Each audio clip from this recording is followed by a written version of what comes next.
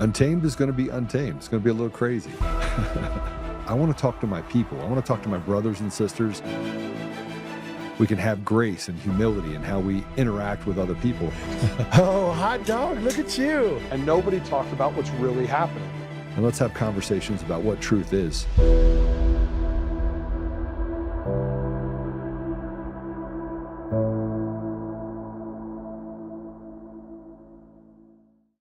And it's the science of elections theft. So you want to do two things.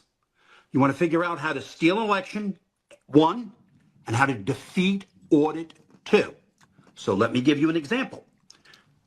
On absentee ballots come in, they put them on a scanner. Scanner takes a picture. Then they put another one on, takes a picture. It does like 100 of them. And then when it's got 100 pictures, it's ready to save them all. That picture of those 100 votes disappears. One comes in from Serbia, and they're all voting for one candidate, possibly Joe Biden. And then that is saved on the machine. In many states, you're not allowed to look at the physical ballot in the box. You must do the audit on the machine. Benny, these people actually own a number of the audit companies that come in to do the audit. They bought and own the paper companies. Some of the ways they do it also is, just imagine you have a piece of paper, right, like 8 by 11, and the margin is, say, an inch on either side. Well, if you change that by 1/4 of an inch, it forces the machine to trip after about 50 or 100 of these things you run through. Then a Smartmatic employee comes over, or Dominion Tech puts a thumb drive in the machine to fix the problem, and now it's loaded for theft. They had at least 14 ways on the machine, and you can use number 1 and number 3, number 1 and number 9, 6 and 8, and you never use the same technique in contiguous counties. Also, if you look at a state like Colorado, you have a state that is red through most of it, and it has blue, right, in Colorado Springs and Denver. They don't steal the election in Colorado Springs or Denver. They shave all those other counties. So instead of a conservative winning 70-30, they win 68-32. And they take points every place, and they have designed this 1 year in advance. This is the greatest grift in the history of the United States, these machines. And it was a evil attack on our democracy. And we have briefed this to a lot of people. A lot of people were afraid. They ran away from us. We've just continued on. And we brought witnesses, and they've testified in front of members of the Department of Justice. We actually tried to assemble the group of them together and get the DNI to give us a contract to do additional. And the DNI gave a contract to their friends, not to the people that we assembled that could have done it. I will say this, one politician in America that was very, very brave, that stood with us, Mark Wayne Mullen. Correct. Mark Wayne Mullen. Guy's a man. Yes. He was not afraid. And this is, when he was a senator, he saw it. He took us to people. He was a real hero about this. I'm so grateful to him. We talk about stolen elections nearly every day. Are you listening? Are you listening to what's being said right now? There's a lot of people, by the way, that have a lot of courage. And we're going to talk about elections, but we're also going to bring my friend in. And I'm going to talk to, he's been waiting to come in. I'm a little late. I apologize to you guys for being late. Unfortunately, I had a bunch of work that I had to get done, and I was late coming in, which is going to make this a little bit different of a show. But when we talk about elections, this is not a zero-sum game. It's not. It is not it is not China, China, China. And we're going to talk more about what does that mean? China, China, China. More importantly, I got questions. I got questions from my friend Halsey that's going to be on with us today.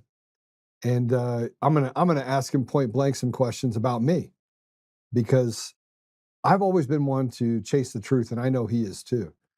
And it's always good to get perspective. So Halsey, welcome to the show. Good to see you, man. You look great. How's everything treating you? Good. It's really Excellent. Excellent. So let's get it on. You got some questions. I'm in a great mood. So all right. So I just want to ask you this: do you think I'm an anti-Semite? No. Do you think that me calling politicians in Colorado that have just destroyed our state the synagogue of Satan makes me an anti-Semite? No. You think that all Jews are good people and that I don't think there's any group of people that you can say are all good people. I agree. And so I don't, as a Jewish Christian, I'm a mutt. We've talked about this. I don't think I've ever been against any group of people ever in my life. But I did call out Polis and Weiser and Griswold as this synagogue of Satan. I didn't just include them, but and I referred back to, by the way, the Bible, Revelations 2:9, Revelations 3:9. And I got eviscerated by a guy that likes to create dog whistles. He's now doing it to other people, and he called me an anti-Semite. And which is, you see, this is what I would say to you about it, though. Here's the thing: do I think you're an anti? I don't. Now, my opinion doesn't. 5 cents in my opinion will get you a cup of coffee. But what I'm saying though is buy that me a cup of coffee. I would definitely buy you a cup of coffee. But my issue is that a lot of times, and I do this too, way more often than not, is we give them the ammo to create the dog whistle. Yeah. Like you can criticize them a lot, but calling them the synagogue of Satan just gives them the ammo to call you an anti-Semite. When you could just call them assholes or liars or commies or like 100 different things. And it's just I personally don't care. Like you want to call them synagogue and say call them that.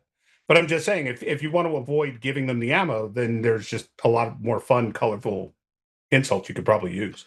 Yeah, but you remember when we always talk about not being held hostage by what people say your words mean, right? And that you should be able to explain their meaning. And you should also be able to explain the actions of certain individuals when they do bad things. And look, I'm not saying that Christians don't do the same thing, right? Christians are not the heir apparent, and I believe that there's no perfection other than one person in the Bible that's ever. I mean, so it doesn't really, to me, come down to questioning an entire religion. I think when you get into that place, or a type of group of people, when you get into that place, you then at that point create a dangerous environment where you get to hurt good people for no reason. I think that is wrong. I agree with you, but like you just said, you like to have conversations. I do too. But you're also in business just like I am. And you know what? Sometimes people want to hear the elevator pitch. What are you going to say really quick, right to the point? And when you say synagogue of Satan, you're giving them the elevator pitch. And they're probably not going to give you the room to explain what you mean. Yeah. Well, you know what I'm saying? So they're just so they're just going to come out and say, oh, obviously this guy's an anti-Semite, and walk away. And the ability to explain yourself is not only taken from you, but the definition is now put on you. And now you have an enemy who's going to use that over and over and over to smear you. And it's just like, as I said, you just call him a faggot and be, 100 times happier. Like this is why I love Halsey.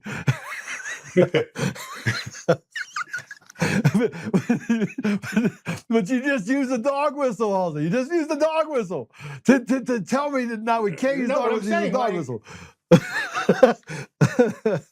Listen, as I said, I'm guilty myself. I do it all the time. I say the absolute wrong thing in the heat of the moment, and then I spend 6 months explaining to people that's not what I really meant. You know what I'm saying? And it's fine, like, because I have very little patience for people in the first place. So it's like, okay, I'll explain to you what's going on. If you're not going to listen to me, then we don't have to have a conversation. You know what I'm saying? Like, I don't need to waste my time talking to people that don't want to hear what I have to say. So, I mean, again, it's like I don't actually know of any. I'm trying to think of like an insult, something that would insult a Christian that like would specifically be calling them like a derogatory word for a Christian. I don't actually know any, but it's like if I called you that and then said, well, no, I was just meaning this. First of all, you'd be really pissed off from the beginning. And secondly, you're probably not going to give me the chance to explain. You're just going to go, wow, that was a real rotten thing to say. You know, actually, I probably would be like, that wasn't very nice.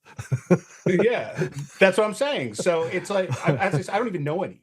So it's like I can't even think of like a word that I could call you like that. But I'm just saying I'm not criticizing you for it. I'm just saying like it saves you some heartache if you just don't give them the ammo in the first place. You know what I'm saying? Yeah, no, absolutely. Absolutely. Well, hey, listen, I got lots of questions related to what we're dealing with right now, and it's pretty bad, right? It's pretty bad. Let's have some fun. I'm down. You know, I think there is. I think a lot's really bad. There's something bad going on in the world. That's for sure. Yeah, well, and it just feels like we can't get our fingers on it because they're taking too much meat off the bones. You have people that are grifters and grafters, you know, people that take, and they take too much. And when you get too many people above the line that taking, it's like having a millstone on the chest of Americans or people around the world even, right? So it's not just Americans at this point. But how much longer do you think Washington's foreign policy can continue what they're doing across these broad interventions that we have, these international interventions like Iran? So you just asked a very deep question. And here's the problem. Number one, none of us can say with any degree of certainty that we have any clue what's going on. Because this has been the most baffling, ridiculous, retarded intervention that I think I've ever seen in like the history of war. Right? First of all, the whole, oh, you're going to do what we say in 2 days or we're going to bomb you back to the Stone Age. And then repeating it every day for 6 months is not helping anyone. You know what I'm saying? Like, no one in Iran takes it seriously. No one in the Arab world takes it seriously right now. So I don't know how we're supposed to talk with any kind of conviction or in any way, like, be able to let our policies be understood if we're not even willing to be clear about that. Secondly, we're in a time now where what we do is instead of just use Occam's razor, like, okay, do we want Iran to stop shooting at ships in the Straits of Hormuz? Yes. Do we want them to stop arming the Houthis? Yes. Do we want them to stop firing at our bases? Yes. The way you do that is you kill them. Like, end of discussion. That's what you do. But also you can't. It's never happened in 2,000 years. I mean, the Persians have never lost a war. I didn't say you kill the Persians. I didn't say you kill the Persians. The Persians were very Western friendly for a very long time. Yeah. You know what I'm saying? Like, you know who the people are to kill. We always know that's like saying killing the Nazis means killing the Germans. Like, no, we weren't just there to kill the Germans. We know which ones to kill in our country too, that are traitors. Sure. But I think, and this has been somewhat of a strength of Trump's, but right now I think it's a real weakness. Yeah. In that I don't want to say like, I don't want to insult the guy, but he's a TV personality. He knows how to work the TV, right? But the more time he lets this drag on, the more he's letting other voices play the TV game too. And when he comes out and says, well, we destroyed them 18 times over and there's no more nuclear power, but we're going to stop their nuclear power. Like, when he keeps going, he's inviting critics and he's not answering those critics. He's just doing what Trump does and saying all the words. You know, one day we have to stop them from getting a nuclear bomb. One day we did stop them from getting a nuclear bomb. One day we destroyed their military. One day their military is bombing us in Hormuz. Like, saying all the words and just not giving a clear idea of, like, listen, I'm not saying he should go on TV and say, we are going to bomb you at this place and this time because this is what we want to do. Like, he doesn't have to give away our strategy. But at the same time, like, he's not doing kind of anything, which not doing anything makes people uncertain. And it makes people wonder what's really going on. And I'm one of those people, like people go, well, the Washington Post says that we're out of interceptors, right? Well, I've never believed a word the Washington Post has said ever. So why am I going to start believing them now? Right? Could it be true? You never know. Like, I find it a little difficult to believe, but could it be true? I saw a really good explanation about how it could actually be true. Right? But again, I don't trust the Washington Post, so I'm not going to just sit there and say, well, the reason we're doing X is we don't have the interceptors. Or when he says, oh, they're going to do this or we're going to bomb the hell out of them, like he hasn't done it yet. So I'm not going to believe him until he actually does it. So, you know, but even the things he says about the interceptors and things he says about the military, those are things that the Washington Post would not have access to that information. Matter of fact, I know for a fact that that information on what stockpiles we have is in disparate environments for a reason. Even one general won't know what the stockpiles are across the entire country. The only person that has those keys to the kingdom are typically a couple of people at the DOD and or at the Pentagon, and those people are not going to talk about anything. They're just not built that way. So you've got a lot of conjecture that gets built. And the Congress, they pulled Hegseth, they pulled Keene up in front of Congress and asked them straight up if it was true, and they said no. They said it's not true. It couldn't be further from the truth. So either they perjured themselves in front of Congress, which I really don't think they would do. No. You know, Keene would literally be court-martialed if he perjured himself before Congress. And Hegseth would probably not have a career anymore, period, you know, after he got out of jail. So I'm not willing to accept, like, do I think that we found Iran to be more formidable than we expected? I think so, but for probably a different reason than you do, right? Like when people talk about the Israel-U.S. relationship, right? One of the benefits has always been that Israel has combat missions and combat training against Russian equipment, right? The entire Middle East has Russian equipment. What none of us have done is fight against Chinese equipment. And that's what Iran has. And I think that we have an idea of what we're going against, but we don't know how effective their stuff is. We know they've been in our military databases for years. The spy scandals, like they're quite public. So, and if you'll notice, during the 12-day war, Israel was flying all the missions over Iran. Not a single plane or drone was shot down. When America joined, a whole bunch of planes and drones got shot down, right? So, and we know that Israel uses different avionics and different electronic warfare systems. They're proprietary. Right. So obviously China doesn't have the info to counteract the Israeli systems as well as the American systems. You know, so it could be that Trump's saying like, okay, well, wait a minute, we're not going to risk billions of dollars worth of hardware and pilots' lives, because the last thing Trump can deal with right now, especially with the midterms coming, is a captured pilot on CNN, you know, looking tortured and them saying they're going to hang him or something. You know, like that's a no-no. And it could just be that, listen, we're training our military. Like you keep hearing, oh, we're pissed. They bombed one of our ships. So we hit a bunch of radar installations and empty buildings here and there. Like we're not doing any real hardcore damage. It could be we're testing their systems. You know, that's been the West's kind of trademark for years, is we bite before we go in for the kill. Yeah, you know, I mean, I try to use the information that I know is readily available to myself and knowing as much as I know about the Middle East specifically to kind of gauge what we're doing in Iran. And then, of course, I have friends that are in certain positions. I have a friend whose daughter is over in the Strait of Hormuz right now on a destroyer, right? So there's things that I'm privy to as far as information that shows that President Trump could be the head of the organization.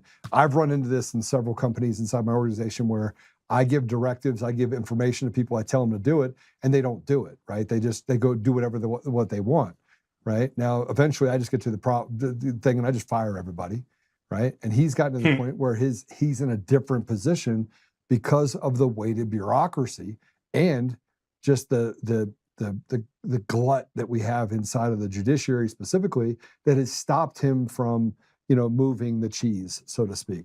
Mm-hmm. So I know one of my concerns is that we fought a proxy war and we're fighting a proxy war against Russia currently in Ukraine, period, end stop. No matter what, the amount of support that we have, we're building bad blood between ourselves and Russia, and I think it's unnecessary, frankly. Number two, we're now balancing the balancing act of China, Russia. It's a simpleton's way of looking at the globalization of the world. It's no one in their right mind believes that Russia bad, China bad, U.S. good, right? It's antithetical to almost everything. Now we can say we're on different football teams, But because of Mhm. what they're doing in the Middle East, I kind of feel like we're in that place where we've overextended our capabilities right now, and we've pissed off more people than we have to because we're unwilling to deal with the enemy within and say, no, Dominion stole the elections. People that work there, these are communist pieces of you know what. We need to deal with it in our own backyard. And instead, we're doing the same thing we've done for decades, and we're out there creating enemies when we could be just saying, let's deal with it. Let's rip the Band-Aid off, punch these assholes in the face, and hang them for treason. But we won't do it. We won't do it. So I happen to agree with you majoritively, and I think it's a real problem because Trump's problem isn't necessarily with the Democrats and the DSA and all that shit. Yes, they're all terrible people, but the issue is the Republicans will not give him any wins on domestic policy unless it's economically based, right? Which they would give to anybody. Like, I don't care if it's John McCain or Donald Trump, they'll give him the shit that they've given him, right? Like the tax cuts and the business stuff and all of that. But the problem is that because they won't give him any time on the Save America Act, on deportations, on any of this stuff, what winds up happening is the only way he could fill the dead air time is with foreign policy because he basically has a free hand, right? And so he's gotten so involved with foreign policy that now he's nannying it, right? Like no one can take a shit in the woods without Donald Trump being there to tell him whether he has toilet paper or not. And that's not what the president should be doing. Now, I'm very hesitant to ever get conspiratorial. There's one thing I think he's doing that I have no real proof of, except for one little thing. But I think the fact that Iran is attacking all our bases and we seem to be letting it happen, I think we're doing that on purpose. I don't think we want to rebuild them. I think that's a big part of Donald Trump wanting to detach from the Middle East, is that these bases are just never going to get rebuilt. And I really what tipped me off, and I'm telling you, it's like the weirdest feeling I had. I was saying to myself, why are they allowing? Like, how are we possibly as a country allowing them to hit our bases? And then I remembered right before Iran 2 Electric Boogaloo, not the 12-day war, but the one where America joined, about a week before and I had to go check in the State Department's website to make sure I wasn't having like the Mandela effect. They announced that all of our bases were being evacuated, right? And that all our personnel were being put in hotels. And I know from just people I know that a lot of them went to Israel, a lot of them went to the UAE, right? And why, and if we're about to get into a state of conflict, are we evacuating our military bases? It doesn't make sense unless we don't care that they get hit. And why is it that they're raining missiles on our military bases day after day after day and nobody's getting killed? Where are the bodies? You know what I'm saying? Like I'm seeing pictures of these bases up in smoke. Like, where are the bodies? And I don't think the Pentagon's lying. I don't think they're just not telling us, right? There's too many families out there that would go to the press and say, I haven't heard from my kid in 2 months. I think he's dead. Yeah. So I have a feeling that's part of Trump's thing, is that it's a limited detachment from the Middle East, which I think is good. But I, as far as what he's going to do with Iran at this point, I'm as clueless as anyone else. Well, I got two more questions to ask for you, and I want you to sit. I got to bring Patrick in, who's here for only 20 or 30 minutes, and I got to go through some stuff with him. But I want to Wreck-It Ralph with you, right? So if you can hang tight for a minute. Let me bring Patrick in. I got to run through some stuff. Sure. He's going through some stuff, and he's been on some. I'll mute and turn off my camera, and you guys do. Oh, go ahead. No. I gotta get to this because this is really big, Halsey, and then I will get your thoughts on this afterwards. But I got to respect the fact that Patrick is going through some things, and I don't want you to go anywhere. So listen to this; it's going to be a great conversation. No, I'll listen while you guys talk, and then just come back when you're done. All right, Patrick, welcome to the show, brother. Good to see you. Listen, if you want to finish up with Halsey, that was fascinating. Go ahead and then come back. Well, I want to look. I know that the stuff you're going through right now, and I want to be. And Halsey and I are friends. You and I are friends. But this is really the stuff that you put out yesterday was explosive. And frankly, you've been at the tip of the spear, and I've got to, yeah. Everybody can hear you. But I want to go through this with you. This is a report that you were on Emerald Show yesterday.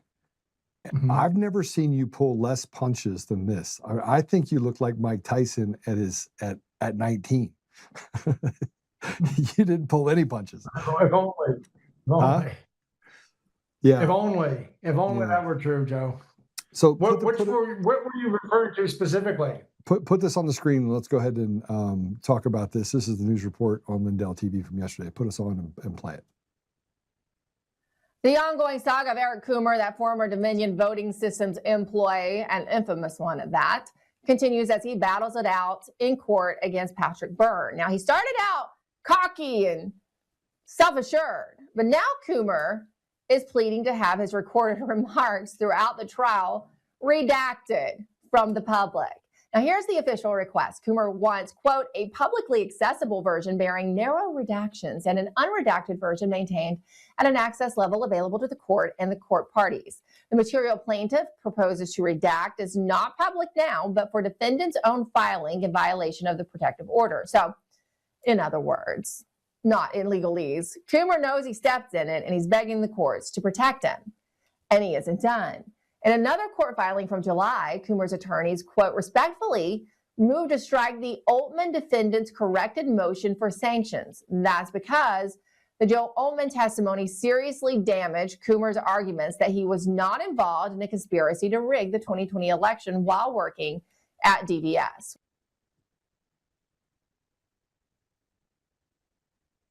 But she was wrong. That was said my case. That was actually filings in your case, correct? It was filings. It was filings in my case, but what she's I think the cases are almost synonymous. But we're both in the same circles. You've been involved in this for the last 6 years. You've been the tip of the spear. I tell people when they're like, "Well, Patrick, man, he's coming out swinging." I was like, I've never seen Patrick not swing.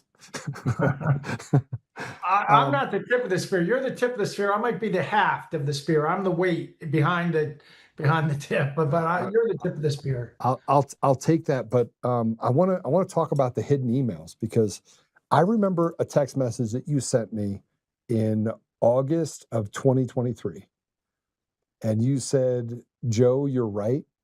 You hang on. Everything's going to be fine. You're right." And I remember that because it was out of nowhere. We hadn't talked in a while, and you just sent me this text. And what you've done since then is Wreck-It Ralph. You've paid for whistleblowers to make sure that they're protected, their families are protected. You've flown back and forth from here to other countries, and you've done all of this. And I just want to point this out. You've done all of this while battling some health issues personally. And I don't have permission to talk about that, but you've given up everything. Cancer. Listen, I'm pretty open about my health. My health is such a big part of my life. I've had cancer for the 4th time. Just had in June or July, I had my lower half of my left lung removed. It was surgery 119 over the last 40 years. So no, this is just a big part of my life. I'm not married, no children. That's kind of anyway. So I'm kind of on a kamikaze mission here. That's how I view it. So yeah, but we're going to make sure we pray you out. I'm going to make sure everyone here prays for you too, that you have health. And it worked for David Bear. He had cancer all over his body and his spine everywhere, and all of those have shrunk now. Which is, they gave him a couple months to live, and it's getting better, which is, it's miraculous. I want to play this. This is Coomer's hidden emails. And the same Emerald was talking about this, but let's go and play that. It's confused. I mean, it's hard. First of all, this is a filing he made in Oltmann's case, not mine, but it's an identical case. He's saying basically, okay, Oltmann filed this stuff that really came out of our Dominion suit with Byrne. Oltmann filed this stuff. I'm not saying whether it's true or not true. I'm not really sure because I don't have the records anymore, but I want it redacted. which is kind of fun. You know, why do you care about having it redacted? And at the same time, he's saying, well, I'm not even sure it's true. It's not. The other thing that's odd about this is he hasn't had any documents because he turned everything over to Dominion. He kept this a big secret. He has a joint defense agreement with Dominion. So the whole time he's been telling us and Oltmann, oh, when we asked for discovery, I don't have it, all that's gone. It turns out what he meant was, well, I gave it all to Dominion and Dominion has it. And yet he's now saying, well, okay, now that Oltmann has taken some of those documents and filed them in trial, he's saying, well, you got to get those out. You got to bury those. You can't let the public see them. But I'm not saying they're accurate. I cracked myself up. I mean, Patrick, how in the world is he getting away? How is he not in shackles right now? How? Because I think he's CIA. And I think that the confidence that we saw when we were face to face with him in Tampa is that preternatural confidence is, I think he did this whole time, all these years. I think there's been a CIA black project has been involved with Venezuela. The rise of Hugo Chavez was a Fidel Castro and FARC project, but in the background, it really looks like there was some CIA fingerprints on it. And I think that it goes, you know, even when Colonel Hugo Chavez tried a coup in '93, he was in prison for 4 or 5 years. It was the U.S. ambassador, which you can assume is the CIA friend adjacent, went to the people running Venezuela and said, Bill Clinton wants you to pardon Hugo Chavez. And he got out. He ran for president, became president, everything followed. So CIA fingerprints are on Hugo Chavez back to then. They certainly knew about all this since 2004 forward. So I think that I think he's a CIA. I think this whole thing has been a CIA program. And I think that when they recruited Eric Coomer out of Berkeley, he had just finished his PhD in Berkeley. 97. Very dodgy history. He was a heroin junkie, all kinds of things. He got brought into this super sensitive company. I think he's just been kind of a CIA asset since then and not the whole CIA, but there's some dirty program within the CIA who's been part of this. So I think that everything he's done over 20 years, we're correct in what saying what we're saying about what he's done. But what we missed was he was doing all this thinking he had the protection of the CIA the whole time. And that's why he's showing up and doesn't think he's going to be arrested and things like this, is that he's actually has or thinks he still has CIA protection. Yeah, I don't think that the CIA protection, given the things that you've put out there and the things that I've put out there, when you get me to a point where you back me into a corner, I mean, I will fight my way out. And the thing about Coomer is he's such a coward. Like he's just a cowardly person that they can't take. I mean, if he's so proud of it, you know, hey, don't worry about it, that he's going to just be able to change things. And he lies with impunity and he expects judges and special masters to basically cover up his slop. Sooner or later, people just will have enough. And well, I think my read on the guy is he's a guy with daddy issues. I don't know why I say that but he's got real daddy issues. He's finally in a court in Tampa. Your court system in Colorado is crooked as a dog's hind leg. So but he's down in Tampa with a real judge, and the real judge is not letting this stuff happen. So he's in trouble down there. I don't think his normal games are going to get him out of. When do you go to trial? I go to trial in November with him. I'll be there with November. My trial's not till January. And great. Well, we'll finish him off for you. You'll never see him in trial. We'll finish him off for you in November. Well, I can't imagine he thinks he's going to go through with his trial. Yeah, I mean, look, I don't think that's why this next cut is so important. And I just want to. Did you know about him having a joint? Did you know about him having a joint defense agreement? Yeah. Did that come out in a deposition you were doing with him? It came out in a deposition you were doing when I was told to go upstairs when he assaulted Peter Tickton. Yeah, I remember it came out in a recent deposition, but it turns out the guy's got we never knew this. He's got a joint defense agreement with Dominion. So the whole time we're trying to get stuff out of him, and he's been saying, no, I don't have that. I don't have that. The truth is, it was all given to Dominion. And he never revealed it. It's a complete fraud on the court. That's why you filed a fraud on the court case. I did. And we have, or we're about to do the same thing. It's a fraud on the court. And not only that, but he's guilty of crimes. He's guilty of criminal crimes because he did so in order to silence me and to silence you. So I've had to pay over $160,000 in fines and in sanctions, and they've used the sanction as a bully pulpit to chill your ability to file in the court. And they just did it again with the special master. The special master, by the way, that worked with Coomer's attorney, right? And works for the JAG organization, which also has the ex-Colorado Supreme Court Justice, Melissa Hart, who is a part of the criminal investigation into the criminal enterprise of the Colorado judiciary, which is rotted to the core, and the Christopher Gregory case that's under the DOJ investigation right now. So there's like all these different parts that play into this, which you have this cartel government, which basically are just trying to act with impunity. They're just doing the same thing over and over again. It's crazy. It is crazy the amount of crimes that Coomer has been able to commit with his lawyers. His lawyers are as crooked as the day is long, right? And they seem to think that they're untouchable as well. Maybe they're all CIA. Maybe that's the...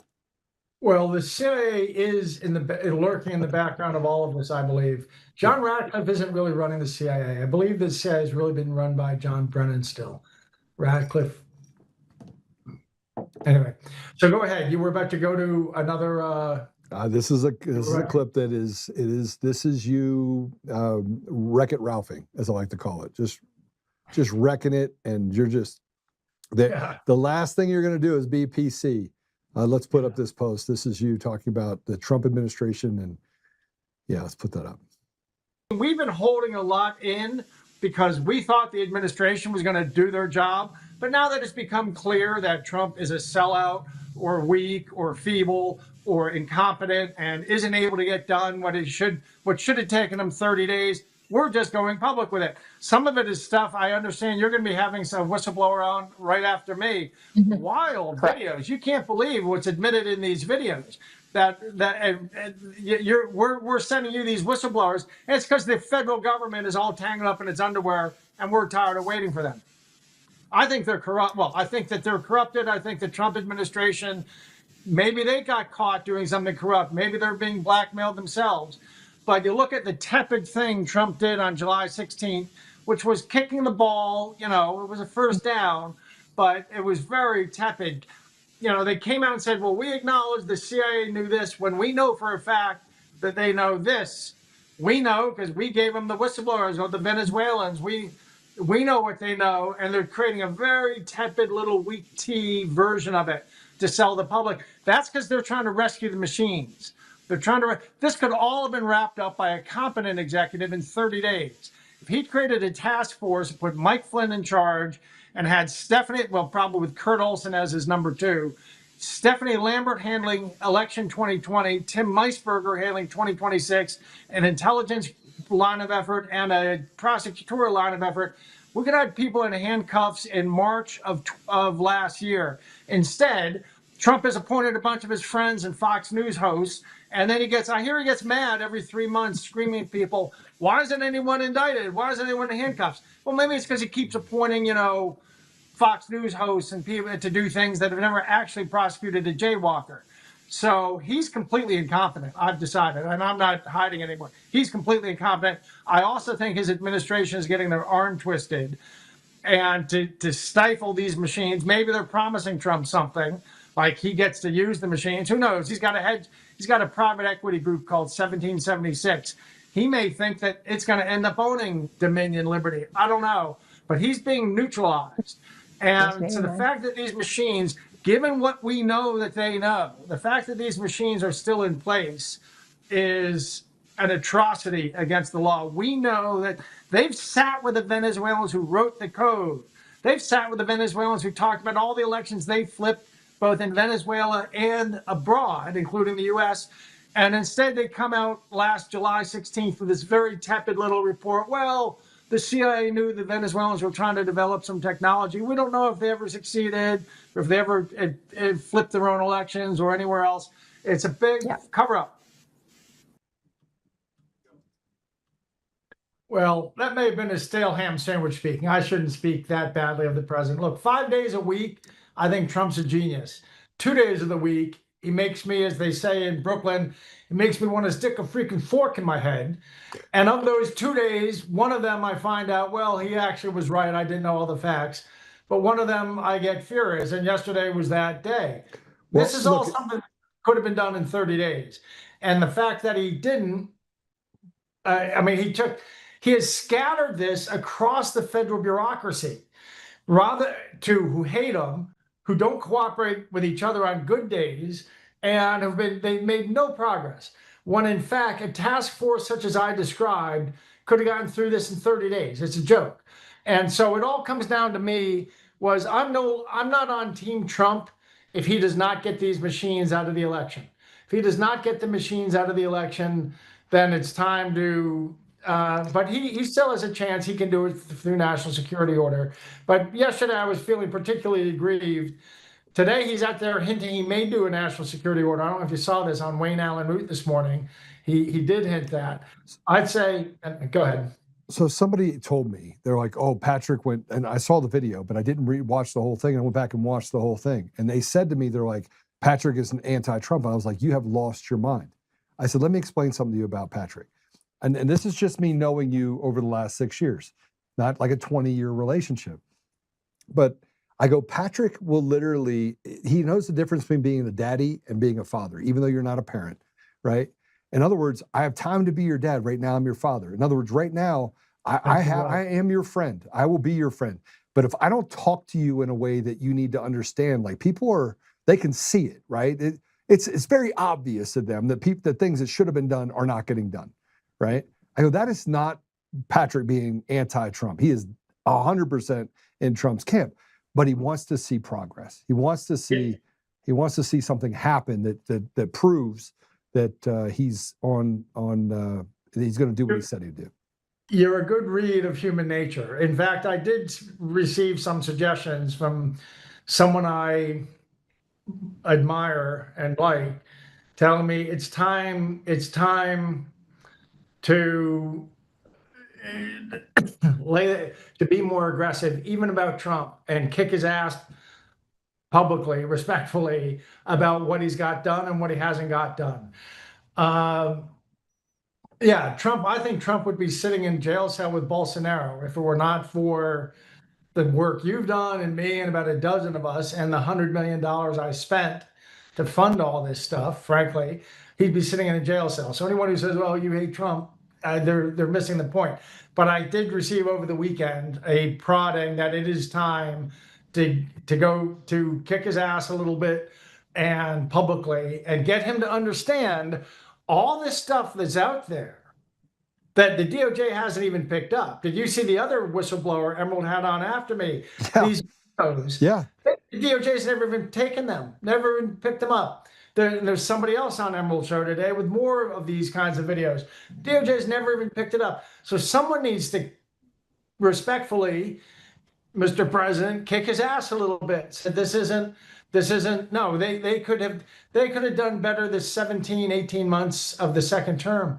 It's frustrating. Sometimes I look at it and I think, geez, he doesn't seem to know how to organize and accomplish a mission. Other times I remember he's got the entire government pushing back, and he did organize a task force. He authorized a task force when he came in, and that task force got not a penny of funding.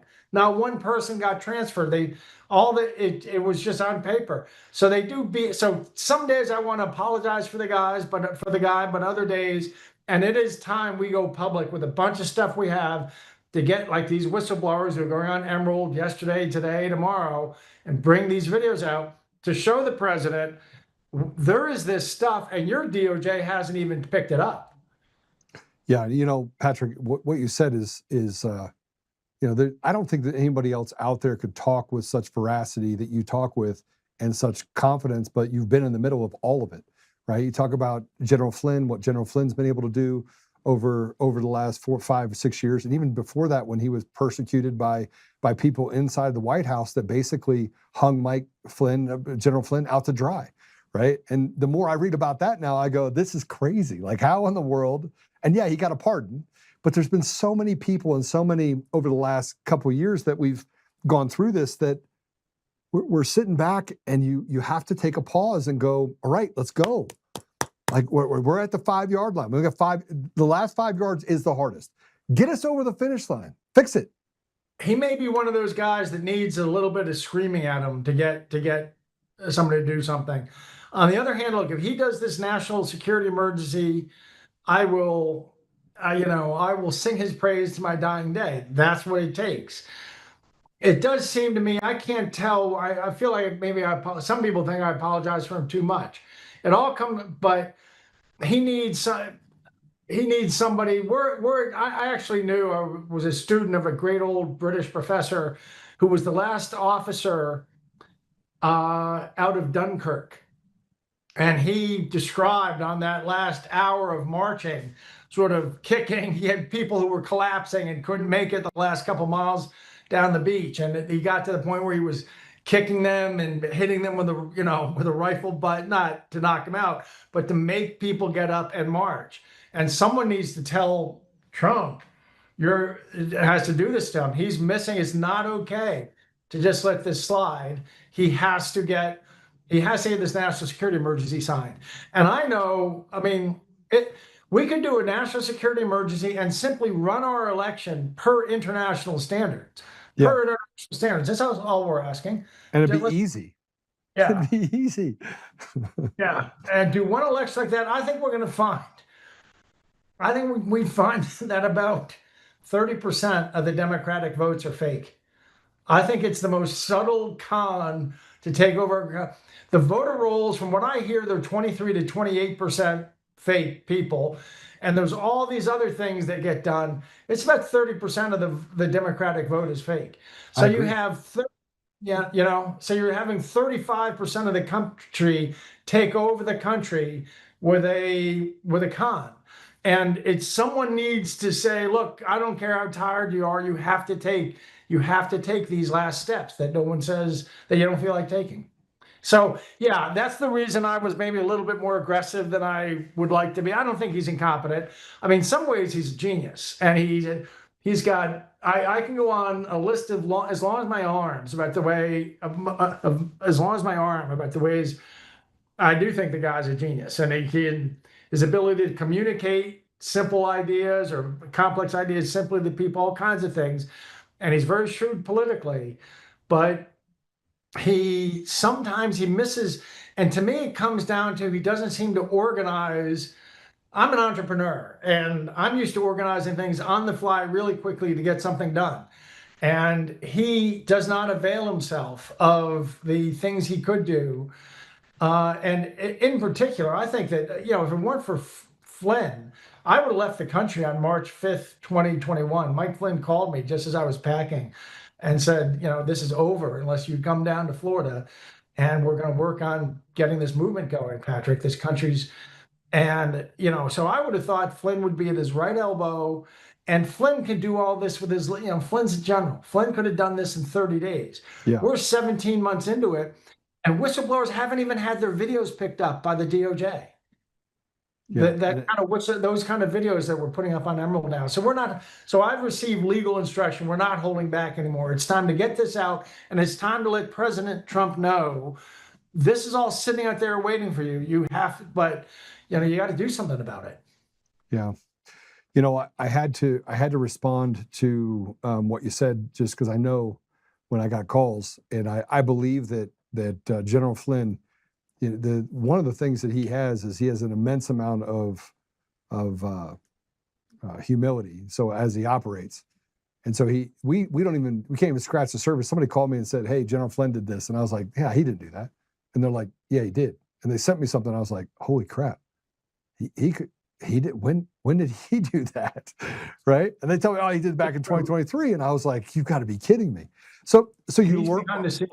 Yeah, I'm learning things that I didn't know. I'm also learning about other people that frankly are just bad apples that are out there trying to create a narrative of, oh, we can patch it. We can patch the system. Oh, isn't that absurd? Like, get out of People, here. isn't it weird how on our side there are people and they want all the focus to be on the paper and all these things we have to fix the paper and the ballots and get control, all these things, but boy, they poo-poo the machines.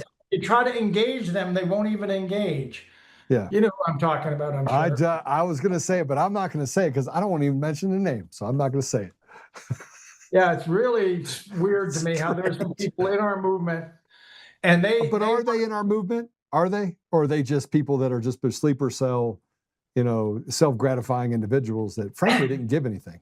Well, they keep, the things that they are saying are true. They act like it's either or. That it's either you're focused on the machines, but no, the problem's in the paper. Well, the paper's part of it too. We got to fix that too. It's not either or. It's yes and. We got to get all these things fixed. This isn't a hard problem to solve. Paper cannot happen without a machine, without the software behind it that allows for stored procedures and things to happen, that allows for intrusions and other things. The systems that were designed to defraud the people. Paper doesn't, without the systems, the paper doesn't get through the first part of the scrutiny.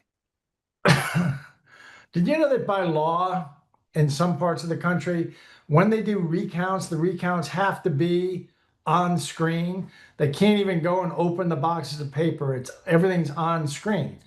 Well, what if that digital image that the scanner took is different than what was actually on the piece of paper? Maybe there's a program that alters it. So, and then you have the fraudulent and fake ballots. Yeah, Patrick, I'm gonna let you go because I know that you're doing a lot of these interviews. I want you to keep your voice. I want to reiterate again 2 things. One, send me an email if you want to support Patrick. I think it's time that we give back Patrick a bit of what he's actually lost. We've been working on this. I've been talking to donors about this.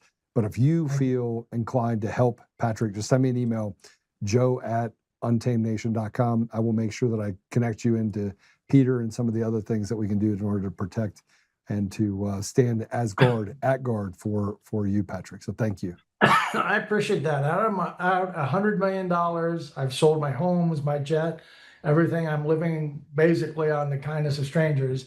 Anything people want to put up that help me pay the legal bills and everything else, and it would sure be appreciated.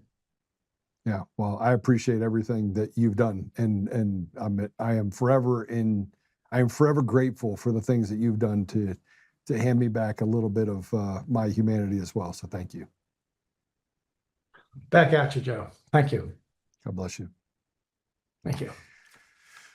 Patrick is an amazing guy, and I want to bring Halsey back on because I want to talk. Can I say something to him? Oh, he took off. Patrick, are you still there, or you drop off?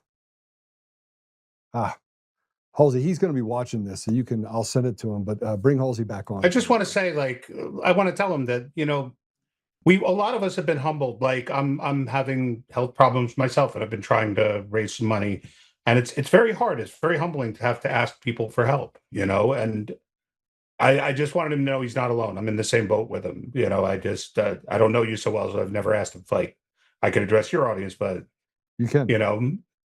It's again just going through some issues and been trying to get some help myself. Like it's very humbling.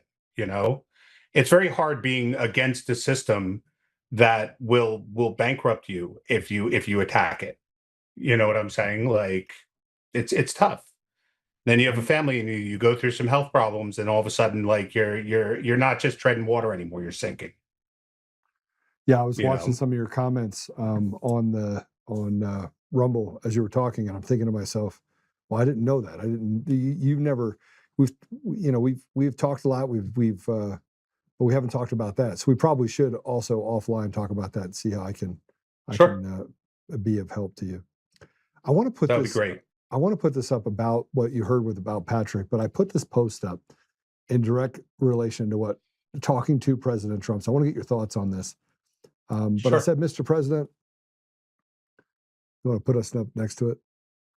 Mr. President, you inspired the people to fight for our nation. I gave up my life and watched my family sacrifice and suffer as a result of speaking up. I then did what I do, and I dug in and modeled how they would steal the 2021 runoff election of the Georgia Senate race. They did. And what began as a small journey has become a battle where we never left the side of good, never left your side in the pursuit of truth. So many people sacrificed. That real Tina Peters went to prison. Patrick Byrne sacrificed his fortune. And in his final days, he is still fighting. Don't tell me you would turn your back on those who showed the ultimate loyalty to our nation and to our people. This is not that hard. A JV attorney with a Cracker Jacks degree and a pound of bologna could drop the hammer and hold these people accountable. We stood for you. We stood for our nation. We put it all on the line and never quit, never wavered, and never stopped pursuing the truth. I don't think you were a sellout. I don't think your character would allow it. I wish I never got involved, and I wish I never stood up. But God has different plans. He has different plans for you. Sometimes it's the last yard that is the hardest and yet the most consequential. To Professor David Clements, Patrick Byrne, General Flynn, Mark Cook, Parikh Clay, Laura Logan, the Raccoon, Apollo, Tina, Hibbins, the Skiff, I don't know him, Real Robert, Peter Berninger, Peter Tickton, and so many more. Thank you. Thank you for standing up, speaking up, pursuing relentlessly the truth. Thank you for the sacrifices and the loyalty to the American people and to our nation. We set out to right the ship, restore integrity, and restore the voice of the people. All I will say is, but God. And thank you, Elon Musk. Without you, we stood no chance of getting this far. I'll say it. Halsey, I've been trying to be a buffer all day for Patrick's words yesterday. Came out pretty hot on President Trump. And some people took that like literally as in you're not allowed to say anything bad, you're not allowed to criticize President Trump. I tend to say that harsh words lead to harsh realities, and with a person like President Trump, who is very introspective, I believe he looks inside as to his own character, that can be helpful, especially when you see yourself kind of drifting away from the promises that you made to the American people a couple of years ago. So I've been on the other side where I've loved President Trump. I vote for him every time. I think he's awesome. But I'm also I don't have any problem criticizing. If you're going to be in public eye, then you get the criticism as well as the praise, right? And my issue that I've had with Trump is that I feel like at the times where bravery and sacrifice and all of that are necessary, he doesn't step up. And it really kind of gets to me. Like January 6th, right? If he believed that the election was being stolen, which he is we all know that he believes it because we all know it happened, right? He shouldn't have been, hey, I told everyone to be peaceful. I told everyone to chill out. No, you called everybody there. I'm sorry, but like, if they're really stealing our democracy, if they're really robbing this election from us and putting this demented old man in power, then you owe us. Because you know why? We're the ones that have gotten shit thrown at our houses. We're the ones who've been audited by the IRS. We're the ones that have been fucking put in our houses if we don't wear a mask. We're the ones that have suffered just for supporting you. And you fucking owe us. I'm sorry. You owe us that if it's time to hit the streets, or if it's time to tuck tail, or whatever it is, that you're going to be honest with us. You owe us that. I'm not saying he had to jump into a battle tank and start riding an Abrams up the middle of Pennsylvania Avenue. But it seems like whenever it comes down to like, okay, someone says, well, your supporters felt this and this and this, I had nothing to do with it. Or I didn't say that, I said be peaceful. Or, it's like, I get that. But you know what? Sometimes courage doesn't always come with like a guaranteed good outcome. And I think a lot of yeah, did he pardon all those people 4 years later? Like people got sentenced to 20 years. People lost everything. And understand this. I'm not saying this about people that I like. There's a lot of those people that I absolutely hate. Right. And still, like, you throw someone in prison for 20 years. You know what I'm saying? They lose their army pensions. Their families have to watch them leave and think they're never coming back over probably the gayest riot that ever existed on earth. You let people get up and call it an insurrection, and you weren't out there screaming in the streets. You know what I'm saying? Like, I'm sorry, that's my criticism of him, is that when it comes time to step up for the people that stepped up for you, he always seems to be absent. And that really bothers me, because he does a lot of good, and he's brought a lot of things to the table, and he's brought up issues that I never assumed would get discussed in my lifetime. You know what I'm saying? He's turned the tide on certain things, but also remember, he still hasn't done much. Like, he hasn't really indicted anyone except for Comey, which was so obvious. Like, I don't know how he hasn't been indicted yet. Like, all these things that he said, you'll be in jail, you'll do this, my DOJ is on. Everything is, we're investigating. You know, the DOJ is investigating this one, or they open a file on this one. Where are the results? Well, you know, there aren't results. I mean, you had Pam Bondi, you have Kardashian Patel, you have Dan Bongino, right? The guy that literally is, you know, stands with a radical leftist Democrat that paraded around as a populist, Julie Kelly. Her husband now running for mayor of Chicago as a raging Democrat. You have the criticism that comes and gets lobbied against people like Kyle Seraphin and Steve Friend and Phil Kennedy and these FBI whistleblowers that sacrifice it all to walk away from it, to also get punished, that become the pariahs of people like Dan Bongino, who have never sacrificed a thing in his life. Like, his idea of sacrifice said, I had to spend time away from my wife because I worked as a deputy under Kash Patel, but he can't tell the truth, right? So you have this, we've seen the betrayal over and over and over again of people that get into those positions, talk tough like Kardashian Patel, talk tough like Pam Bondi, don't get anything done. They're paper tigers. And you know, I talk about the establishment around him because President Trump takes people's advice, and he, you know, until he doesn't. And then Pam Bondi's out, and Todd Blanche comes in. He gets, again, I think it's this resistance of him not being confirmed and then being confirmed, just shows you the kabuki theater. And little by little, the public trust is not eroding, it is evaporating. I mean, before our eyes, which is going to lead to war. Just so we're clear, it's going to lead to violence, because the American people. I don't agree with you on that one, but don't worry. I argue with everyone on that one. But look, I'm going to tell you from my perspective, I got to go to court in front of a corrupt courtroom, and for a piece of trash that stole our elections, Eric Coomer, who literally has lied about everything in his life, right? And I have been defamed. I have seen my family get attacked. I live with a gun next to my bed. At some point, I want vengeance, Halsey. I want vengeance. I'm just going to tell you right now, I want vengeance. And I don't know what it's going to take. But that's what I'm saying. Like people like you and EM and like a lot of my other friends that see this ending in bloodshed. The reason that you see it that way is you're not a pussy. And the thing is, in this country, most people are. I'm sorry to say it. Like, they talk a lot, but when it comes down to it, they're not willing to put themselves on the line. Yeah, you know, like you see these, like when they were burning down all the cities, there was like one couple that came out with a gun and said, "Don't come into my house," and they arrested them. Nobody gave a crap. Nobody was out there helping them. You know, I did. I went on the street with. No, I'm just talking in general. Like, where was the sit-in? Where was the riot for us? You know, we're always expected to take one on the chin. And when all these people come in and do nothing, as I said, I get that politics sucks, and I'm an analyst, so like I get dorky about this stuff sometimes. But we've talked about this. I always say there's always more nuance to a lot of things, and one of them is this is the problem with populism, is that just because something sounds good doesn't mean it is good. Right. Like, again, you will not find a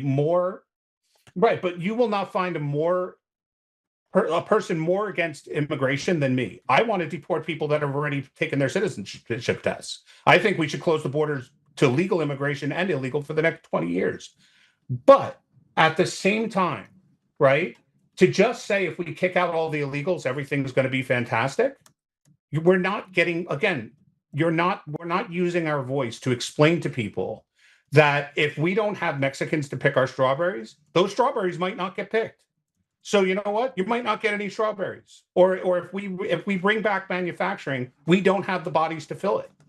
So I mean, Mike Rowe was he was screaming about this the other day that analysts have been done. There's 7 million jobs that are necessary that don't need a high school, a college degree, in manufacturing, in warehouses all over the country that are unfilled because no one's applying for them. And it's not because people don't know it's there. We've had a 100,000 number deficit of truckers for 20 years now. Nobody wants the job. To just sit around and go, well, if we bring back manufacturing, it'll be awesome because it'll stick it to the Chinese. It's like, no, it won't, because they'll open these buildings and they'll sit empty. Americans are not yearning for the day when they can go back to working in a pencil factory. They're just not. Well, so we can be honest about it. We can say, look, we want to kick out the illegals because they're destroying our culture and our country. They're making it so that we cannot thrive as a people.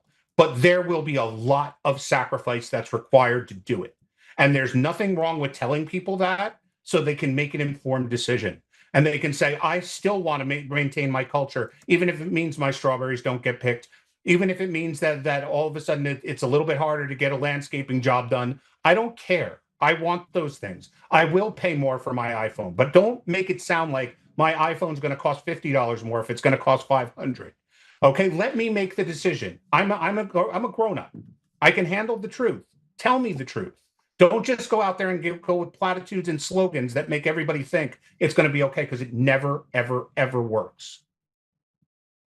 So you brought up some interesting facts that, I think social media plays a large part in this, right? Because everyone on social media is told that they're special.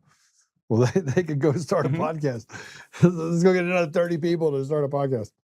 And I see it in the tech world right now. Everyone's an AI specialist. They can just build an agent, and all of a sudden they can just set up a shop and boop, boop, boop, boop, boop.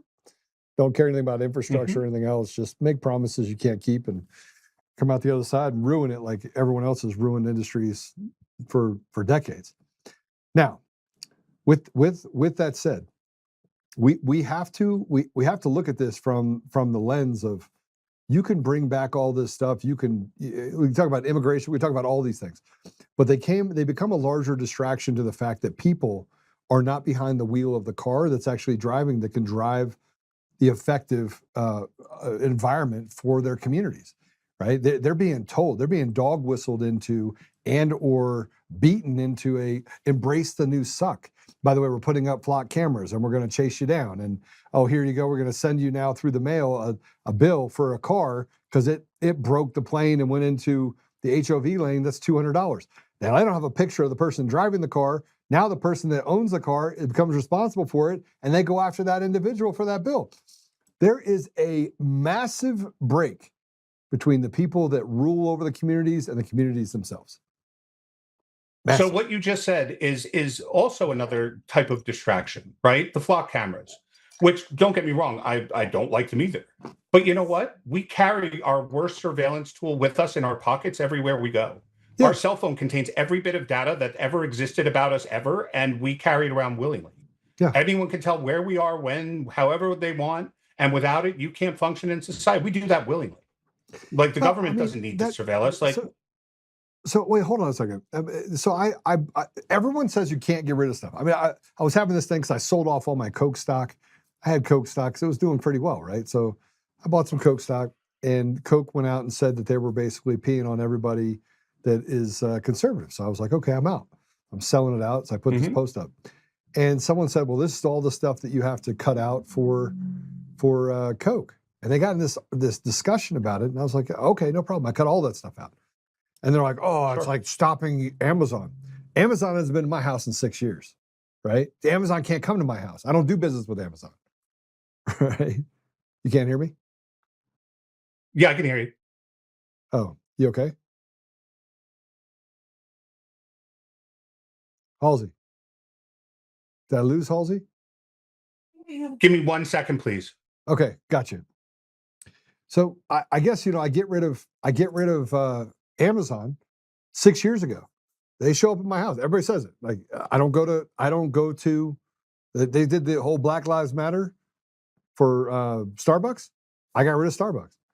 I won't drink free water from Starbucks. Amazon showed up with handles for a door because we did some work on the house. And I go, excuse me, what are you doing here? And he goes, I'm here to drop some off. I said, no, this house you're not. And I sent him off. I said, get out of here. I'm not buying anything from you. My wife comes home and she goes, what are you doing? I needed those handles. You can't find the handles anywhere else. I said, well, I guess we have a handleless house. That's in essence where we are right now. We're not doing it. We're not doing anything to do with that. All right. So let's, is Halsey back or no? Okay. So he's got some stuff that he's probably working through right now. So we'll come back to him in a minute when he comes back on.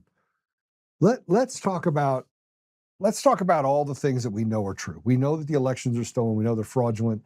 We know that there are people that like John Solomon that get out there and they just lie. Or what's the other guy? The treasure hunter. What's that guy's name?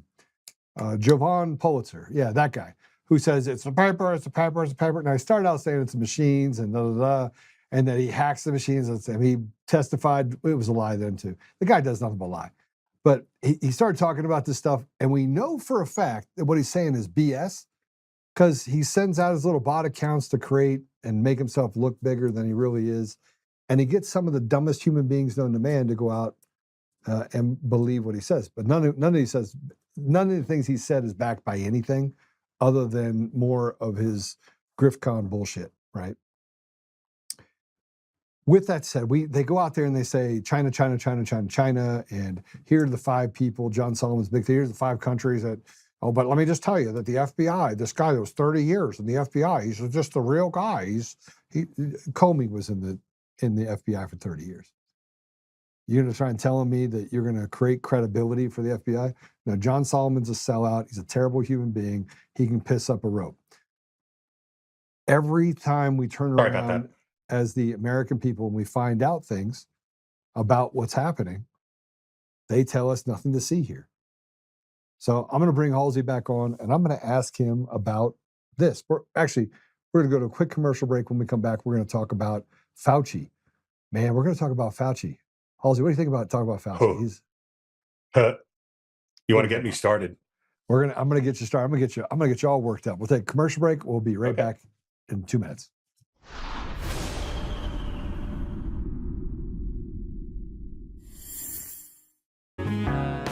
Oh, hi. I almost didn't see you there. Welcome to DCF Buns, where you can find the freshest buns in town, if I do say so myself. Our master bakers teach class every week. So whether you're new to baking or trying to improve your culinary skills, we got you covered. And we can help you bake the cake of your dreams. We'll even clean your cake if you want. And if you don't want to bake anything yourself, we have loads of fresh buns available in a variety of shapes and sizes. Check us out at dcfbuns.com to learn more. DCF Buns. We keep the buns hot and the deals hotter. Buns. In every thread, in every stitch, Honor-Bound USA weaves the fabric of the American spirit. It's not just apparel, it's a testament to God, family, and country. At Honor-Bound USA, we're a family of patriots who put our faith, family, and America first. When you visit our website, you'll find a line of products that embody our commitment to pray, stand, speak, and act. As the official site for the Untamed podcast, all of our products proclaim speaking the truth with courage. We also have the powerful documentary from Professor David Clements, Let My People Go. Identify yourself as one of the few who are willing to stand for what they believe in. Join the Honor-Bound USA family today. Wear it as a badge of honor, commitment to the values that shape us, and a pledge to the bright future we will build together. Because when you're honor-bound, you're not just wearing a brand, you're embodying a lifestyle.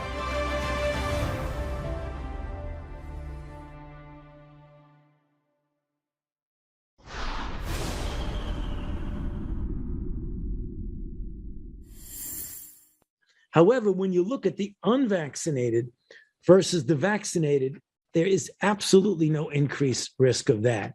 So because of that, the CDC and the ACOG, the American College of Obstetrics and Gynecology, who used to say it is okay for them for pregnant women to get vaccinated to change now and say it is recommended that pregnant women get vaccinated. So it's really one of those things that's kind of not a close call. It really is pretty clear that pregnant women should get vaccinated.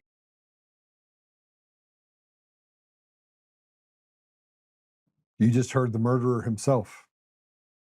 So you don't have to get me started on him. I've been talking about Fauci since 96 when I first heard about him. Yeah, he is not just recently been a bad guy.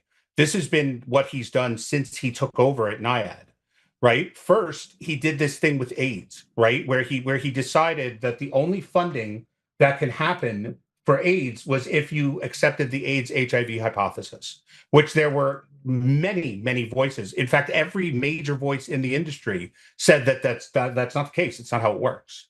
And he just shut them up. And if you think about it, Fauci with AIDS did the same thing he did with COVID. Instead of wanting you to put the mask on your face, he wanted to put you to put it on your dick. Right? Like it was his whole goal has always been to keep people separate and not interacting in any kind of physical. Remember, he had that whole crisis about Zika, where the babies were being born with the little heads, and he was telling women not to get pregnant because you might get the Zika virus from a mosquito, and that turned out to be fake. And COVID turned out to be fake, and AIDS turned out to be fake, and all this stuff turned out to be fake. And he has been at the center of it from day one, always. And the fact that this has gone on for so long and nobody seemed to care, like it's mind-boggling. You know, here's my problem with what I mean. Everything you said is true. But then I have to look at motives. I have to look at, was this just a person who was uninformed? Is he not smart? Is he, what are the reasoning behind it? What's the motive, right? And when I go through the motive, I have to ask the question of whether or not it was malicious in nature. Now, what prior knowledge did you have? Because look, there's been times that we've done stuff in order to cure a disease or things like that. They're like, hey, let's just throw shit at the wall. Like, we don't have a choice. We got to figure something out. Wreck-It Ralph, right? And it doesn't work out. But here is a post that Senator Ron Johnson put out that Fauci was concerned in January of 2021 that the second dose. So it says, Dr. Fauci was concerned in January 2021 the second dose of the COVID shot theoretically could be associated with miscarriage in the first trimester. Rand Paul and I released this text between Anthony Fauci, Rochelle Walensky, and Vivek Murthy. Well, I've been conducting oversight for years. Now that I've had to document Fauci's government-issued phone, my investigation has only just begun. Now, if you look at this, it says that Fauci himself, I asked around a bit more, and the other issue came up that you need to be aware of, since many people have significant cytokines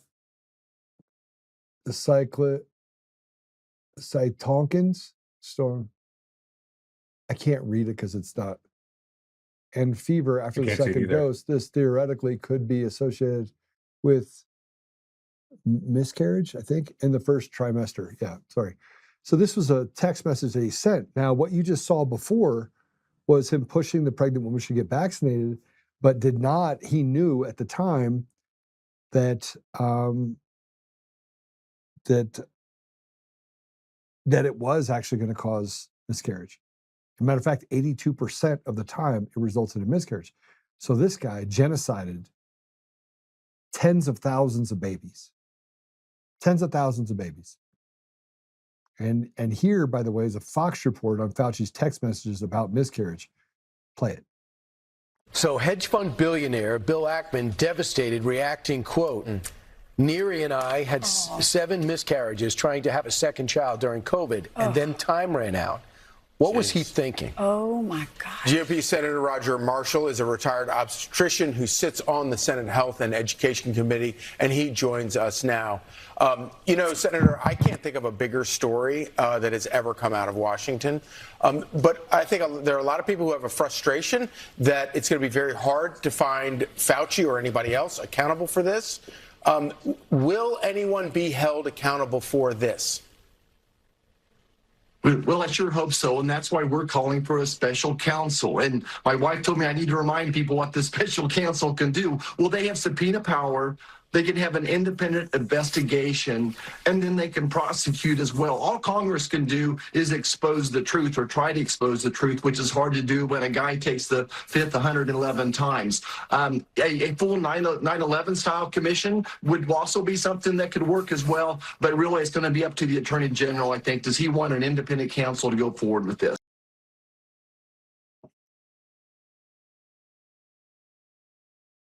Again, it doesn't shock me. None of this at all shocks me. This murderer What deserves shocks to me be is that dragged there's behind a is car until his body parts fall off.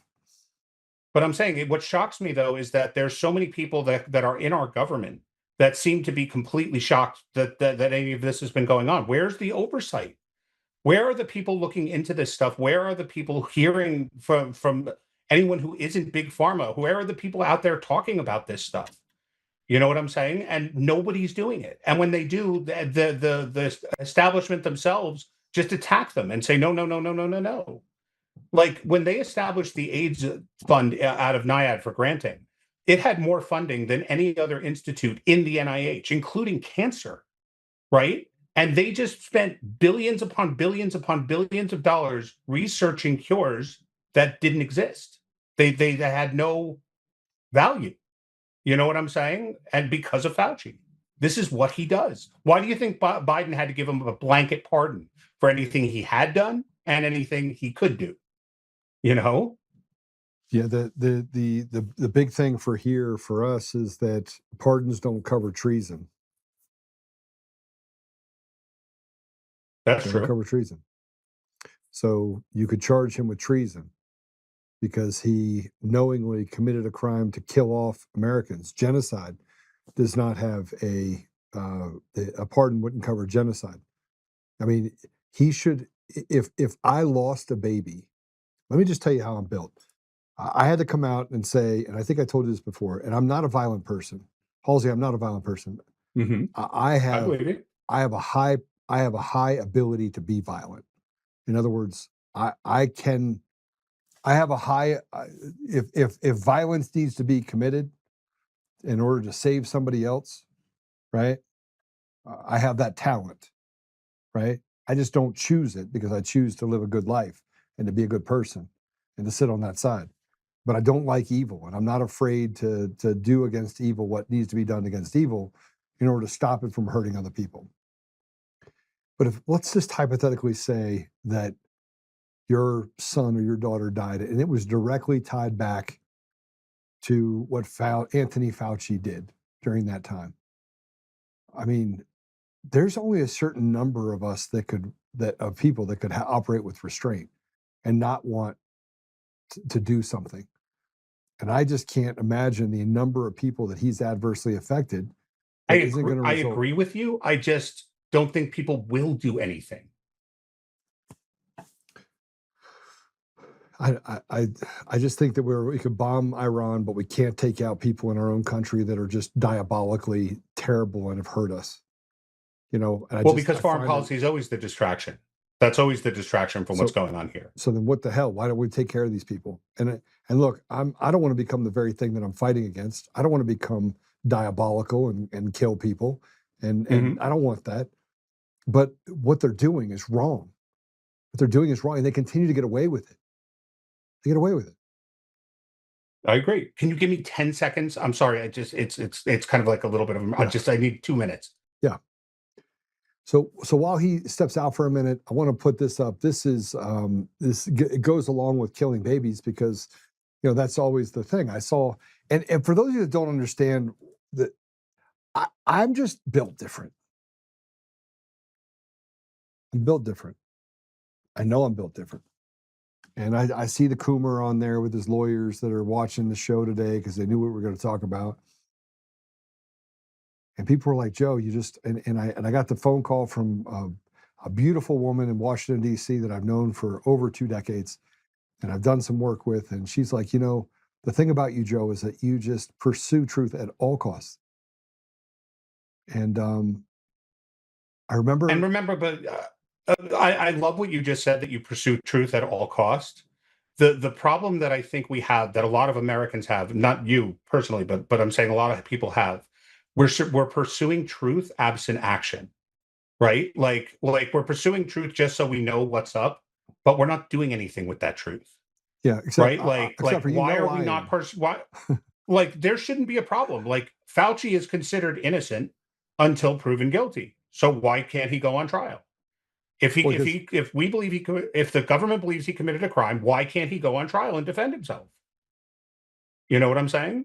Yeah, but this gets me to the other part, which is we have such diabolical people in our government, such diabolically evil people.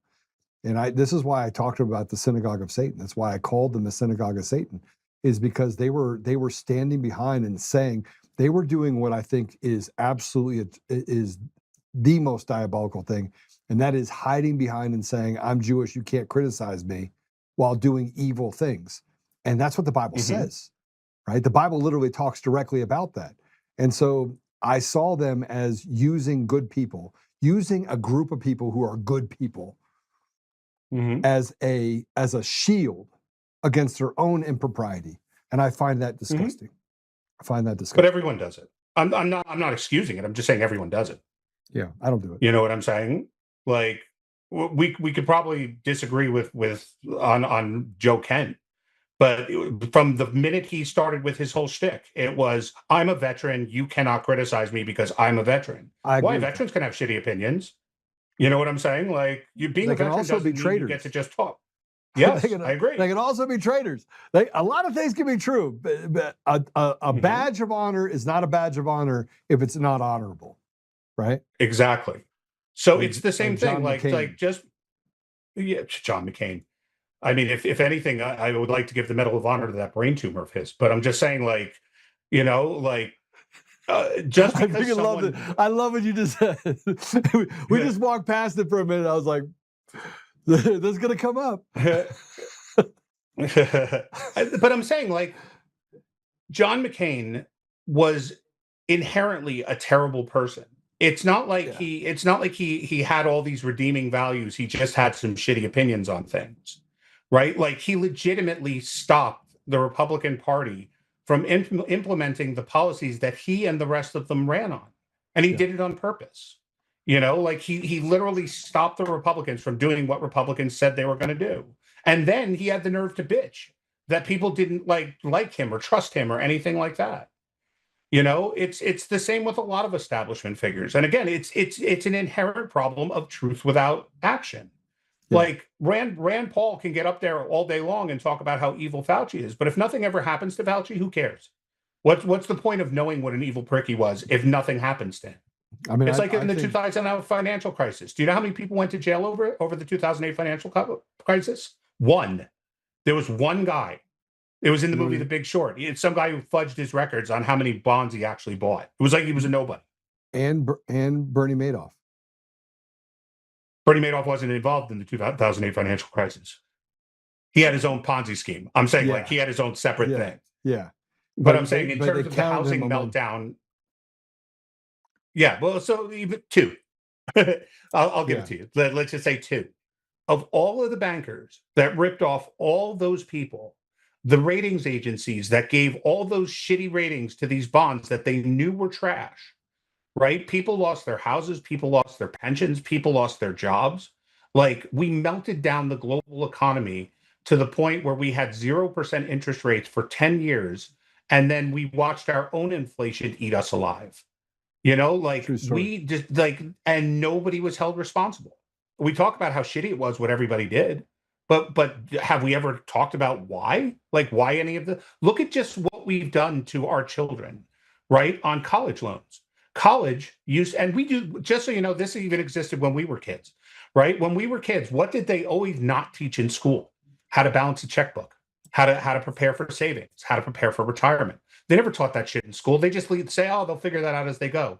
And then the day you get to school after high school, you go to your orientation, and the first thing you see is 100 tables of credit cards asking you to sign up and get a credit card, right? But we took an idea of college and we looked at it in the stupidest way possible. Colleges used to be for two types of people, rich people and smart people, right? And guess what? Rich people and smart people tend to do better in life than dumb people and poor people, right? It's just the law of nature. But somehow we were able to convince people, no, if you go to college, you're going to do better in life, regardless of what you study, how you study it, how well you do there, what your aptitude is, or whether you even have any business being there.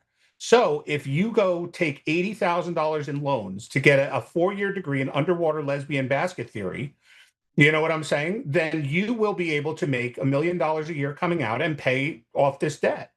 Now, listen, I don't absolve the people who took this debt of their own responsibility. If you look at a loan document and see what your amortization table is, you know what you're having to pay. You know, like you should be able to say, I'm not going into this level of debt. I don't care how it's going to get me ahead, not unless I have some kind of plan to repay it. Right. But at the same time, we keep doing this. We fuck over everybody in terms of real life in order to give them these theoreticals that are obviously bullshit. Yeah, the idea that you could have no job, no savings, a credit rating of 514, and you can somehow qualify for a mortgage for an $800,000 house, which is your third house. The idea that that's even possible is so ridiculous that it should be like almost like a floggable offense, like just for it coming out of your mouth and saying that to someone. You know what I'm saying? It's like walking into a handicap school and kicking retards. Like you shouldn't be allowed to do that. Like it's just not okay. But we constantly do this in this country. We pick something and we say this is going to make your life better. So we are going to figure out a way to give you this thing you didn't earn, don't want, don't need, and probably can't handle. And then when you figure out that it's not for you, we're going to kick you in the balls until you piss blood. And that's what we keep doing over and over and over again. And the people that do it are never held responsible ever. I think you know what I'm saying? That's the bigger issue right there. Never held accountable. And I think that you said that people were without action. I've been in action for 5 years. I flew all over the country trying to create density and talked about the Gideon 300 and how do we create an environment where we stand together. And what you're talking about, the lack of courage, is that the density of those that are courageous is having enough humility to be able to stand together, right? Because if you can get 1,000 men to stand together, you're in good shape, right? Bro, I mean, I heard Patrick, like, that's why I told you, Patrick was his name, right? I don't want to get his name wrong. Patrick Byrne. My heart was going out to him because I was doing the same thing. I was investigating people. I was writing about people. I was doing all kinds of exposés. Now, I'm not overvaluing who I was, but you know what? They sent the IRS after me for no reason and crushed me. I still have not recovered. You know what I'm saying? Like I'm a broken refrigerator away from bankruptcy from it. And I work my ass off. I have 5 college degrees and none of them are worthless. I'll tell you that much. And I work my ass off. I make really good money, and I'm still a broken refrigerator because of what they did to me. Just because I was out here talking, I didn't go shoot anybody. I didn't. I overpay on my taxes. I do too. For that reason. No, they just decided. They just decided that there were irregularities and started looking into me. They froze my accounts. They took all my money. They decided I owed fines that I didn't owe, and then I had to pay lawyers to go to court to fight for my money back. Then all of a sudden, it delay. 4 years later, I still haven't gone to court. It's as I said, it's criminal. But why have you not taken that to the DOJ? I have. Well, I don't understand. The DOJ has a fast track for crimes committed by the IRS specifically. They have a whole thing that got set up. Yep, and what they were able to do for me was they said that no one will seize my actual, like my house or my cars or anything like that. They won't garnish my pay, but all of my impounded money that they're taking will get released at trial. They gave me relief, just not enough for me to actually get relief. You know what I'm saying? Because again, it puts you on a leash. This is what we do. We don't hold people accountable. We just snip at them a little bit to make it so that people will just accept any crumb they can get. When you're done and you realize, like, wait a minute, I might not be able to feed my family this month if I don't borrow money from somebody. You're willing to accept any kind of like relief that you can get. Like if they're like, listen, we'll just do this, that you're like, thank you for doing something. because my kids won't starve. You know what I'm saying? Like, and they do this to everybody. The January 6th thing is just the most obvious one, right? Like what they did to those people was just like literally guys who did nothing, walked through Congress, got 20 years. You know, like I don't think people in their right mind can fathom how long 20 years is to go away for walking through a Congress building that they're allowed to go in the first place. You should be allowed to walk in the first place. Right. Yeah. So I'm just saying, like, I say this before. I said this before. We're slaves until we decide we don't want to be slaves anymore. Right. And it's I had somebody that tried to talk to me about the 70% that they pay over in some European countries or that in taxes. And I was like, they don't pay 70%. He goes, yeah. I said, look, we pay like 85%, 90% in taxes. And they're like, no, you don't. And I was like, okay, what are they? Let's talk about one of these countries. Do they have socialized medicine? They're like, yeah. It's like a free medicine, right? He goes, yeah, free medical care. Yep. Okay. Do we? That's 12 to 15% right there of your pay. Boom. Gone. On the average. I said, okay. Do they pay property? Yeah, but you're leaving out the dirt. You're leaving out the dirty little secret in America, which is a big deal, and that's that the majority, meaning I think it's 53% of Americans, don't pay any taxes at all. They get back more money than they give in every single year when they get all their. They don't pay any income tax. A vast. No, but I'm saying even their FICA taxes, which they do pay, they pay their FICA taxes, but when they get their deductions. Mm-hmm. Property tax on the average. No, of course, yes. When I say no taxes, you're right. Income tax. Let's just money out of your check. You have consumption taxes. You have property taxes. Sure, I agree. Taxes. No, I misspoke then. I mean, because I agree with you. So those people disproportionately pay a higher percentage of taxes because of the fact that one, that money gets held. You don't get your FICA back. The 7.5%, you don't ever get that back. Yeah, everyone pays it. And the employer pays the other 7.5%, right? Just a vig for being able to hire you. So not only does do you pay taxes on that, but we pay taxes on employees just so they can work here. Yep. Even better though is that, and I remember I lived overseas. I was in Israel for 11 years, right? Yeah. They have the socialized medicine and all that. And you know what? There are a lot of times where you say to yourself, well, this sucks. I wish it was more like America, because in America, if I'm sick, I go to the doctor and, it's just, that's how it works. And here I have to wait 2 months to get an MRI and all of that. But at the same time, if you're in between jobs or if you're having a bad month or something like that, you don't have the stress of going, I pray to God I don't get sick, right? Yeah. Because you're going to be treated whether you have a job or not. And that's the important part. Now, I'm not a fan of socialized medicine. I don't think it's good. Well, but at the same time, our system, right? But the thing is, there are happy mediums. There are ways that we can do things. Like, again, no one seems to want to. Like, whenever you talk to the Democrats, it's Medicare for all. Whenever you talk to the Republicans, it's if we just deregulate the shit out of them and just let them do whatever they want, then everything's gonna. And we know that's not true either. The truth is, if you'd like, Obamacare mandates everyone have health insurance, right?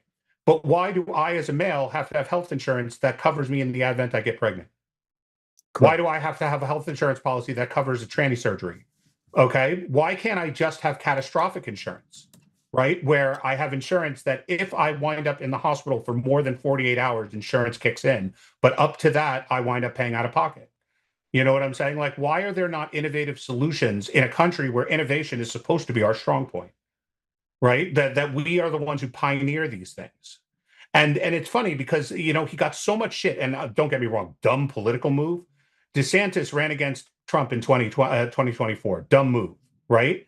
But he's accomplished half of the things that Republicans have been yapping about for 20 years. He's accomplished in Florida. He got school choice. He's doing away with income taxes, right? Like, property taxes. Property taxes. Property taxes you should never have property taxes. That makes you a slave.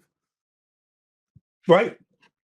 It's also, you hear people talking about the wealth tax in California, how they're going to tax you on unrealized gains. What do you think a property tax is? They tell you what your house is, regardless of whether you sold it or not, and you owe a tax based on what your house is worth, not what you sell it for. You know what I'm saying? And if your house value goes down, if the market goes down the next year, they don't give you a rebate. You know what I'm saying? They come with the big hand of government and tell you, we're going to give you a really good deal. We're not going to raise it this year because your house is worth less. You know? But we put up with this shit because it's boiling the frog, right? Like we're always able to be pointed into some either completely ridiculous avenue, or we're able to be pointed into a bigger problem that can't be solved anyway, so that we can worry about that, right? Like, and I don't know if I'm going to piss you off with this or not. This whole data center nonsense, right? You could very easily regulate the shit out of it. You could only open a data center here, there, under these circumstances, with this power supply and this water. You could easily do that. Instead, we're talking about how, like, oh my God, this is going to lead to a social surveillance state like China. Guess what? China already has a social surveillance state. They don't need the data centers. Okay, neither would the American government. They could do just fine with what they have right now. But how many jobs are being lost because we're not willing to just talk about it? We either have to shut them down completely or build them everywhere, including in your kid's bedroom. You know what I'm saying? Where's the conversation? Where's there like? But I also You know? believe. I mean, look, I'm going to tell you about the whole data center problem is not really a problem. It's a lie, and I think China and other countries are trying to stop us from having more efficient data centers that have better security, that frankly are built in to allow for us to have that charcoal mentality of stopping the pulse, because the new technology that's out there for data centers is 50% more effective at being more economical. It uses it doesn't use water, right? First of all, they use glycol in order to keep it cool, just like they do cool beer. They cool the I know because I have a data center with glycol. They use less electricity, right? Because they have different cycles, and the way they use electricity allows for a better power grid adaptation to make sure it doesn't put as much pressure on the power grid. So everything that they say about data centers is to keep us in this is like a New York City mentality, right? You got old shit because you can't replace it with new shit because they make it impossible to put the new shit in because you just want to leave the old shit because there's some benefit to toll booth guys in New York City getting across the bridge. Same thing. They're still there. Why? That's but you see, that's our problem as Americans that we have right now, right? Is that we're so, and trust me, COVID played a huge part in this, but we're so susceptible to just not trusting anyone and just listening to lunatics that all it takes is China to spend a couple bucks, or Russia or anyone else to put rumors out on social media, the data centers or the whatever. And next thing you know, there's a movement against them that has no clue what they're talking about. Yeah. Right. And we're not able to have a conversation because you're either for big data or against big data, for big pharma or against big pharma. Like, we can't have conversations anymore. We're either for or against something. Right. Like, we can be perfectly comfortable with religious freedom and not want to elect Zohan Rendani. You know what I'm saying? Who's literally a jihadist. We are allowed to do that. That was a shit election too. All blue state elections are shit elections. They've been led that way since the Civil War. Yeah. Okay, like and that's another thing that we do. We love to preach the glory of democracy, right? Regardless of whether what's happening is okay or not, right? Like, it's well, they won. Got to just sit back and take it as they rob us of our freedoms and do everything that they can to destroy us. Right. And that's not the purpose of democracy. The purpose of democracy is that people that have a stake in the outcome of elections are allowed to have their voice heard in an election. Yep. That's why the franchise was always restricted. Right. Like, people go, oh, women shouldn't be allowed to vote. Well, maybe they shouldn't. But you know what? Why don't you just say you have to be a net taxpayer in order to vote, or serve in the military? One or the other. It's simple. Why is it that just because you were birthed by your parents, you have a right to vote my money into your pocket? You know what I'm saying? That doesn't make any sense. No, but we do it. And then we remember when we were bombing democracy into the entire Middle East for 20 years? How well did that work out? We bombed the Taliban out of existence and replaced them with the Taliban. You know what I'm saying? And whatever the hell that we killed Saddam, and now we have God knows what in Iraq anymore. Right? Like, we love bombing democracy into places, or we tell people like Egypt, you have to have an election. Okay, we'll elect the Muslim Brotherhood. Then we're like, no, no, no, you guys got to do something about this. Then the military overthrows the country. We're like, okay, cool. Now we like democracy again. You know what I'm saying? Like, it's just not real. It's not real. An uninformed population cannot be expected to weigh in on who leads them and the complexities of leadership if they have no clue what the hell is going on in the first place, especially if all they're being promised is gimme that's, you know. I totally agree with you, 1,000%. Let's yeah, I'm out of time, bro. I need to have you Okay, back that's on. fine. You But tell me when. I'm around. Yeah, I want to get you back on. So I want to talk about. I really want to talk about the geopolitical issues that happen in the Middle East, and kind of compare notes. Sure. And talk about what's happening in Israel specifically, because Sure. I have family members there, and they say, Joe, it's a hot mess. Like, nobody trusts the government. It's like a weird thing where, and they won't talk to each other, but they do talk to each other. They yell at each other, and there's all these different cliques. And I mean, it literally, the most, you talk about distrust in America, in Israel, it's like 100 times worse, right? It's 100 times worse because they distrust it to the point where they stop caring. Yeah. Right. Like they just, like, when the government says we're going to do this, like, nobody even listens anymore. Nobody cares. Right. And a big part of that is that for almost 80 years now, the only issue that's mattered is security. So they can't talk about taxes. They can't talk about deregulation. They can't talk about healthcare because all they talk about is security. It's like, you could meet a politician you love, but all of a sudden the guy says, you know, I'm not gonna bomb this person. I'm not gonna do that. And it's, oh no, we can't have that because he's going to put the country at risk.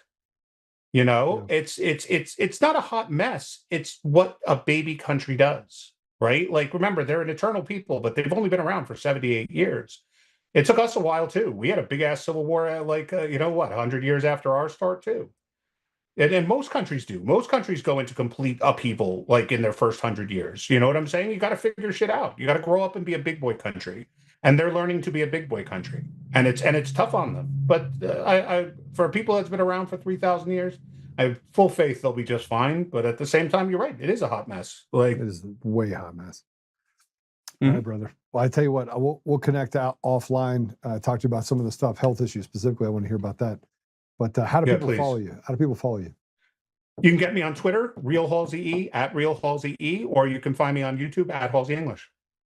All right. I appreciate you, brother, very much. Thank you for. Thank you very much, man. I really appreciate it. All right. God bless you. Bye-bye. Halsey's one of the greats, man. And we talk about a guy that has more knowledge and more understanding of geopolitical events, but also what's happening. I could bring up stuff. We could have hard conversations. He could disagree with me. I could disagree with him. It's an incredible relationship. And, if you get a chance to follow him, please follow him. He's got some great stuff that he puts out specifically related to what we're dealing with in this country and what other people are dealing in other countries. So with that said, I just want to thank you for coming by today. Listen, I talk about elections a lot. I talk about what's happening in the country. I try to put it all together so you understand that, that nobody's your friend when it comes to the government stuff. They're just not your friend. Government's not doing you any favors. And yet we're not anti-American. We're just, they lack accountability. And so we have to find a way to give them back that accountability, or force accountability on them. And I think that has to happen first by making sure that your voice is preserved. And that takes free and fair elections, which we don't have. They're just liars. And so we're going to continue to talk about that. We're going to continue to speak truth, and they can like it or not, but we're going to continue to do it. So Apple Podcasts, Google Podcasts, Spotify, Pandora, iHeartRadio, TuneIn, and more, to whatever that person's name was that was on the show. I'll just call him Coomer. You think I care? I don't care, right? I don't care what you say. I could care less. I'm coming for you. Like, I'm seriously at that place right now where I've already, there's no reason for me to get upset anymore. Like, I don't need to get upset anymore. I've already come to the conclusion. That we are dealing with a massive cartel judiciary in the state of Colorado that is captured in a way that is, is not even recognizable in America. And I know that they can think that they can get away with that stuff, but they can't. And frankly, sooner or later, it will get to the place where we have accountability one way or another. One way or another. Count on it. Yeah. And yet, with all that, we have to take everything to God, right? So, Father God, thank you for this has been a fight for 6 years. I feel like I'm prepared and I've done all the things that are necessary to keep myself focused on the prize, which is restoration. And yet I see it, Father, and I know what the outcome, I know what's coming. I just, not to say I really like what's coming, but you can see that there's just this evil that needs to be pushed back into its hole. And Father, we lack understanding on, when it is we're supposed to, or how we kind of put ourselves together. So Father, I just ask you to give us the ability to have wisdom, have strength, have the courage to continue to stand forward, and that we can be unselfish and serve each other. Help us, Father, that we can still have enjoy and enjoyment with our family and friends, and be grateful for those blessings that we have in our lives, even as we prepare for sacrifices that, frankly, not many of us want to have to make, but know that they are necessary in order to preserve generationally things for our children, our grandchildren, and for generations to come. So, Father, we are grateful, and we thank you for just giving us the courage to be able to stand up and to serve our communities. I say these things, Father, humbly. Oh, Father, I want to just ask that you just really wrap your arms around President Trump and give him the ability to make decisions with courage and with strength, and to do the things that you've pushed on him and urged him to do. Father, I just ask you to give him that protection. And I say these things in Jesus' name. Amen. All right, guys. Remember, it's if you want to go have an abortion up until birth, there's now 10 countries or 10 states that you can. And we should be fighting against that. We keep saying things like we will do anything. We'd die for our kids. I would challenge all of you to say that you're not even willing to go to jail for your kids. It's pretty crazy. So we still pray out the show. Yes, we do, Jeff. Dave Bear, Patrick Byrne, Gator, Halsey, Gammy. Yeah, prayers up for everyone. Susan Rice, good to see you. Really, really good to see you. Susan Posky, good to see you. And who else we got in there? Yeah, all sorts of people. Gammy, can see you, Gammy. We are going to have to fight, guys. It's going to get hot, so just prepare for it. And just so you know that nobody makes it out of this life alive. But life is a test, and frankly, Bible's very clear on what you're should be willing to give up in order to stop team evil. So God bless you. Talk soon.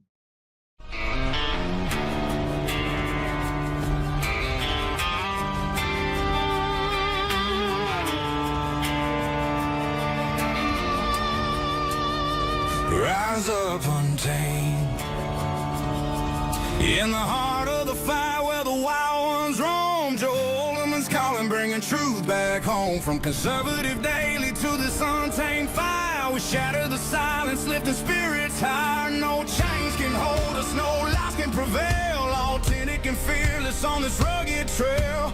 Patriots gather under stars and stripes. Untamed nation, igniting the night. Untamed nation, let the truth roll out in this land of the free. Standing proud from sea to shining sea, we won't back down. Catch the fire, wear the crown. Untamed nation, it's our battle song, motivating hearts where the brave belong. Yeah, untamed and wild, forever strong. Play it again all night long.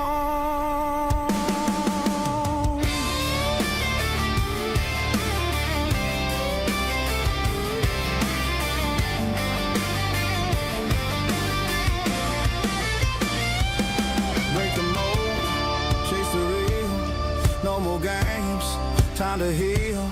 Joe's voice leads the untamed crew. Truth matters through and through.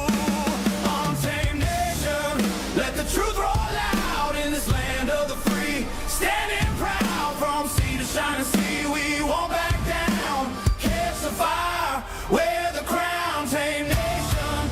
It's our battle song, motivating hearts where the brave